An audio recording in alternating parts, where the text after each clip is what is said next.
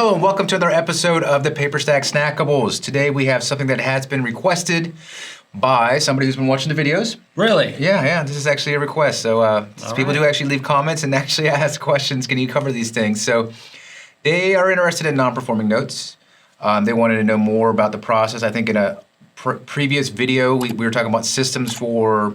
I think when we said when you're taking something to REO, what's your REO systems? You covered pretty well, but they were wanting to know, hey, what might I run into if I'm purchasing a non-performing note? Which they were going to do as their first time around, which I was like, hey, maybe start with the performing, but they wanted to know, hey, what are the benefit or the risks? Where are my gotchas on a non-performing note? And so I decided I asked none other than the guy that does all these with me. The only person that sits next to me when we shoot these, Rick Allen, who's actually started a non-performing note. So his first note was a non-performer. It was non-performing, yes. And that's where most of his time is spent. Now, do you even purchase a lot of performers? Yeah, we've purchased a lot of performing notes and reperforming notes. But mostly, your game is taking it from non-performing to performing. Correct. Yeah, we did take it from non-performing to performing, but that was afterwards. We started with just buying non-performing because we wanted to get the house back. Right. So, what are the risks? Wow, there's a lot of them. But they can all be mitigated is the thing. It's like, yes, there's risks involved, but it's you can kind of mitigate all the risks with how cheaply you buy the asset. True. Let's just start with taxes. I mean, that is got to be one of the first things you look at when you're buying a non-performing loan is if they're not paying the mortgage, they're probably not paying the property taxes. Now, the servicer or the current owner might be paying the property taxes, which would be an ideal situation. Right. And if they've paid enough years of the property taxes, when you're buying the principal balance and the past due stuff, there's going to be escrow advances that you're acquiring, so you can get reimbursed for stuff that you haven't paid for. But if there is a tax bill out there that you haven't that hasn't been paid, that can clean out your profits. Right. Like that can straight up. I mean, you could be buying $100,000 property, and there's a couple years of past due taxes totaling $17,000, and there's 17% of your potential profit could be just destroyed. That's right. We actually had Chad Erbschot on recently for his Win, Lose, and Learn, and that was his. Remember, that was his first one. He said, he lost it to. I guess he didn't know about that. He was just starting out, and he lost it to taxes. That's everything. Everything. Well, what'll happen is if you're buying something and you miss a tax thing, usually you're looking down. Okay, well, am I gonna make profit here? Or am I gonna have to go long? And that can happen. You can go long on properties, but the taxes are one of them. You just got to make sure you look that the taxes have been paid and there's no tax outstanding tax liens that are accruing interest, because those will kill you. So the way to mitigate that is that you work that into your bid. You work the price of the tax. You first of all find out if there's past due taxes. And right? How do you do that? Well, I would first submit my bid assuming there's not past due taxes. Right. Or unless the seller will tell you, hey, there's $17,000 in past due taxes, work that into your bid. But once you get your bid accepted, then you're going to do the deeper dive with the county and the city and call and asking about the taxes and saying, look, are there any tax liens outstanding or past due taxes that need to be paid on this? Couldn't you see that from an O&E report? Sometimes, but it's also, I have people call. Oh, you do? Yeah, I have people call because what's going to happen if, and this has happened, if somebody who provided you with an O&E report that you paid for it, what if they missed tax liens? What's going to happen? They'll refund you your O&E report? Yeah, that's right. They're going to refund you the $85 you spent. And they'll be like, sorry, we missed it. Well, if it's $17,000, yeah. That's not doing much to make you whole, is it? No. So I have somebody call the city and call the county. What about tax deeds, though? Like if someone's paying for that? If it's a tax deed, most of the time it's gone. No, but isn't sometimes somebody could have bought the tax lien and it could be paying for it and they're just waiting for... Right. So when they buy a tax lien, most of the time what they're doing is they have to wait a certain number of years or months. Usually it's 24 months, 2 years, and then they can apply for a tax deed. Right. Once they get the tax deed, if they actually get and acquire the tax deed, in most states, you're wiped out. There's not a redemption period. In Alabama, there's like a ridiculous redemption period, but you could lose your position, and then you've got a loan that's not secured by property, and the only thing you can do is go after the borrower who wasn't paying. Jeez, that's a mess. Yeah, so Right. Taxes are a big one. The next thing is like wrecked property is a risk. blight. Blight, yes. Yes, we could go taxes, title, and blight. Those are the three things. but we've talked about that in the past. But you want to look at not only could the property be damaged right now, right? If it's non-performing, if for some reason maybe you're buying a non-performer and there's somebody living in there and they move out, and now you've got a vacant house, well, what's going to happen? I don't know, copper goes bye-bye somehow. Yeah, we've had houses stripped of copper. We've had air conditioners stolen. Somebody stole the damn door off of a house before. It's just, I don't know, man. It's just they'll take whatever is not bolted to the floor, and even if it's bolted to the floor, they still might take it. I mean, they take stuff out of the walls. So I know there's one time this. I won't deviate too far. This won't be a full tangent, but I know that you guys did some kind of strategy where you did something over the windows that wasn't wooden, because you didn't want to make it look like it was boarded up. But there's certain kinds of window coverings. There's like a plexiglass window covering, which is a great point, Brett, that you can put on there, and I forgot the name of it, but it looks like a window, and it basically looks just like a window, but you can like throw rocks at it, it's not breaking.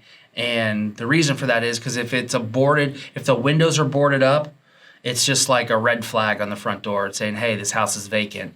Break in and see what you can find. Right. Yeah, so I mean, here in Florida, we've got a lot of sliding glass doors. Oh, right? yeah. We've had bricks through those doors a lot, and those things are not cheap. No. $1,500 to get one replaced. So it's just, not only do you have to look at like buying a non-performer, the risk of it being dilapidated from normal lack of maintenance. That's going to happen. But you got to look at if it sits vacant.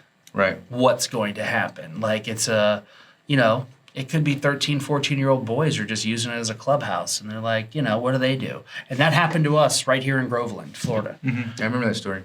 They wrecked the place. They went in and they weren't like trying to cost anybody money.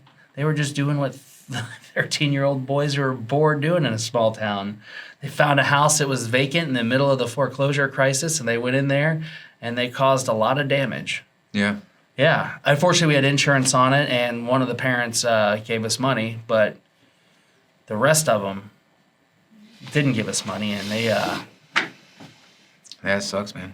That sucks. So those things can happen. So taxes, making sure that everything's good there. Mm-hmm.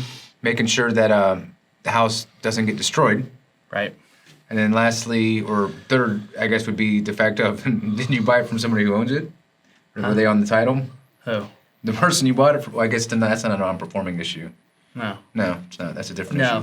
No. So some of the other stuff, what are some of the other risks that come with it? Like it really comes down to what's your exit strategy.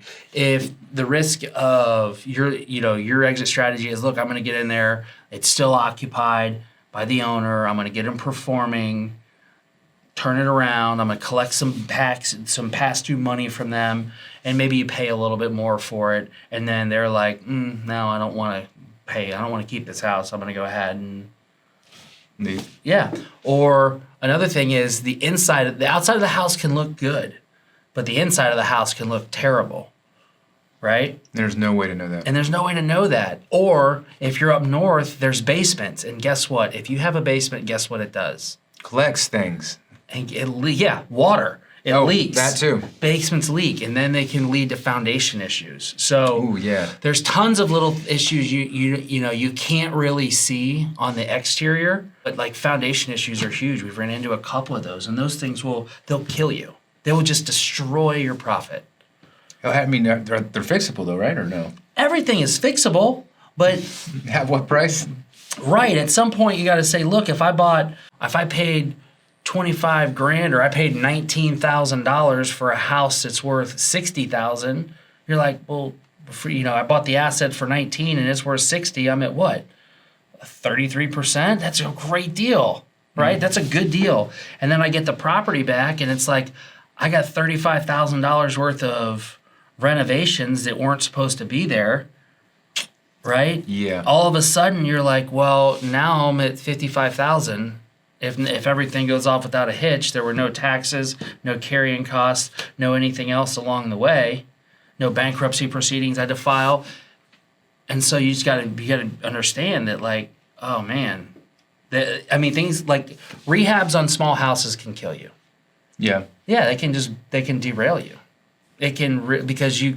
Like if I got a $300,000 house and I got to put 50 grand into it, it's a lot different than a $60,000 house when I got to put 25 or 30 grand into it. You know what I mean? Yeah, It's like that's true. it makes it's a different story. So you just got to be careful on what you're buying, and if you can get pictures of the inside, more power to you. And interior BPOs are perfect. If it's vacant, you want to do an interior BPO. Have that done. I need to see the inside of it. Interesting. And sometimes you have to do clean outs and all that stuff, right? Yep. Some of the other stuff with non-performers. So you went over the tax. HOA liens. Oh, that's right. HOA liens is one of them. That's a big one. And We got one of those. not even just HOA liens, but HOA rules and regulations. Because sometimes what will happen is there are certain rules that come with an HOA that if you end up taking title to it, you got to pay like transfer fees or just all kind of different fees that you can get hit with. How would you know that though? You have to do that in your due diligence. Yeah, look at that. You look at the HOA docs. God, that's gonna be boring. Yeah, it is. It is boring. Oh God, I just go to our own neighborhood's HOA and just like start yawning. And there's some safety precautions in there for foreclosure stuff. So it's not always bad, but we've had some where there's like underlying foreclosure or HOA liens. Remember there was one on the platform where it was a really good deal on a condo in South Florida, but there was like a $45,000 HOA lien that was like you weren't shimmying out of that thing. It was like you were staring down the barrel of. The thing is, the end buyer, finally they knew that, and they were lawyers. They were a group of lawyers, and they must have known something we didn't because they got it. I mean, they knew how to do something. Yeah, of course, that's always it, right? At the end of the day, hand your due diligence to an attorney. It'll cost you more up front, but it'll save you more on the back end. So that's interesting. Okay, so that covered a good basis of what. Some of the risks out there, yes. I mean, there's a lot, right? I mean, shifting real estate market, right? That doesn't help a non-performing. That's just non-performing. If change, right? Well, if a non-performing, if you buy at one price and the real estate market shifts down, I understand what you're saying. Then now you're after your sales price. You're like, oof, I can't sell it for what I thought I could sell it for. Inaccurate BPOs, not knowing the true value of a property. Not knowing the true value of a rehab, not knowing COVID, like right now, COVID supply chain issues or COVID getting people to actually get out and work. We have a couple assets that we took back, and we've got like if they're hungry and they're willing to work, they'll travel. Like we've got some guys who are driving 2 and 3 hours. That we've got a boots on the ground team. They're like, look, you pay for our hotel, we'll drive and we'll post up and we'll do what you need us to 2 or 3 hours away. Right? Right. Well, we have to do that because we can't find anybody in this town who wants to work. That's crazy. And if they do want to work, they're like, I'm 6 weeks out. Because people are just not working. Mm-hmm. And it's just like, man. So not having boots on the ground is another risk. You want to have a team in place. If you're going to start, if you plan on buying a bunch in Toledo, Ohio, and it's your first one, just accept that it might not go as planned until you get your boots on the ground team acquired. But you're doing that over the long haul for your second and third and fourth and fifth and 10th purchase in that area that you've already got your boots on the ground lined up. Yeah, that makes sense. But if you're buying one in Toledo and then one in Minneapolis and then one in Duluth and then one in, Buffalo, I mean, it's tough to establish any sort of machine, and that's what you're trying to do. You're trying to establish a machine that can turn and burn. So you're trying to create your farm, basically, how they would call it in real estate. Yeah, Real- for your a real farm, estate. but you're trying to create it so where it's like, look, you know, when you're investing in real estate, it's super easy. If you're like buying, you know, if you buy in the same 5 neighborhoods that all have the same houses built within the same 3 years, they all have basically the same floor plans. You know that it's like, okay, if we get into this one, it's going to be option 1, 2, or 3. You know, okay, don't forget on this one, they put that funny L bracket over there in the walls on these, and they know where it is and cut it out. You're building a repetitive machine versus if you're buying kind of all over the place, it gets a little more difficult. Not only knowing the physical asset of the house, but knowing the rules and regulations of each county, you know, knowing the boots on the ground, having a team assembled, all that stuff becomes more difficult. So it'd probably be best to start, if you're going to do non-performing, someplace nearby where you live currently, if you can do it. sure. I mean, that way you can at least go there. That's not going to hurt you. It's not going to hurt. You could That's actually not drive going by. to hurt you. Yeah. You could actually drive by, maybe see if to take a drone, see how the roof looks. Well, we did that. I mean, when we started buying, we bought non-performing locally where we were, because I did all my own borrower outreach. I drove to their house. That's crazy. I know, it was nuts, but right or You wrong. can't do that, can you? I don't know. I'm not an attorney, so I don't want to provide any legal advice. All right. Well, that's hopefully I can't remember who exactly requested it at this moment, but if you see this one, though, it's hopefully we covered some of your questions and things that you wanted to hear. If you yourself have your own, want for us to ask of Rick, Want for us to hey, if you got any questions you want us to answer, just let us know. We'll be happy to knock them out for you. That's what I was going to say. Yeah. All right. Thanks for joining us on the Paperstac Snackable series. We'll catch you on the next one. Later.